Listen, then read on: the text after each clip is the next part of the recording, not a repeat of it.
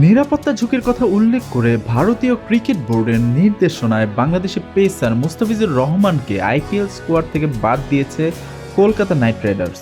এই ঘটনায় দেশব্যাপী সমালোচনার ঝড়। দু দেশের রাজনৈতিক টানাপোড়েনের বলি হতে হলো মুস্তাফিজকে।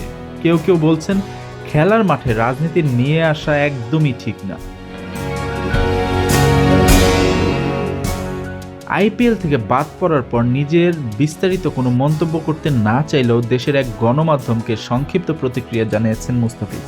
আক্ষেপ কণ্ঠে তিনি বলেন, ছেড়ে দিলে আর কি করার। গত 16 ডিসেম্বর আবুধাবিতে অনুষ্ঠিত নিলামে রেকর্ড 9,20,00,000 রুপিতে তাকে কিনেছিল কলকাতা। কিন্তু বাংলাদেশে সংখ্যালঘুদের উপর সহিংসতার অভিযোগ তুলে ভারতে কিছু উগ্রবাদী গোষ্ঠীর প্রতিবাদের মুখে বিসিসিআই তাকে দল থেকে বাদ দেওয়ার নির্দেশ দেয়।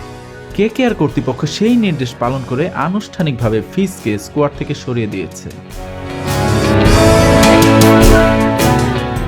মুস্তাফিজুর রহমানকে আইপিএল থেকে বাদ দেওয়ার নির্দেশ দেওয়ায় board of control for cricket in ইন্ডিয়ার তীব্র সমালোচনা করেছেন ভারতের সাবেক পররাষ্ট্র প্রতিমন্ত্রী ও বর্তমানে কংগ্রেস দলীয় লোকসভার সদস্য শশী থারুর। বোর্ডের এমন সিদ্ধান্ত নিয়ে প্রশ্ন তুলেছেন ভারতের 1983 বিশ্বকাপ জয়ী সাবেক ক্রিকেটার মাদান লালও।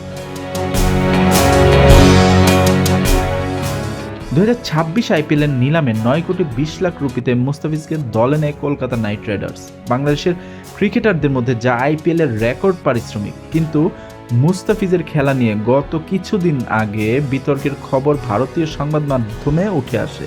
গত 18 ডিসেম্বর ময়মনসিংহের ভালুকায় পোশাক শ্রমিক দীপু চন্দ্র দাসকে পিটিয়ে ও পুড়িয়ে হত্যা করা হয় ধর্মীয় অবমাননার অভিযোগ তুলে।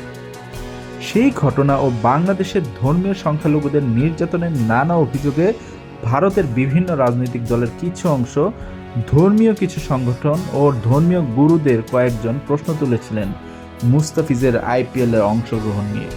আর সেটির প্রতিফলনই এখন দেখল মুস্তাফিজ।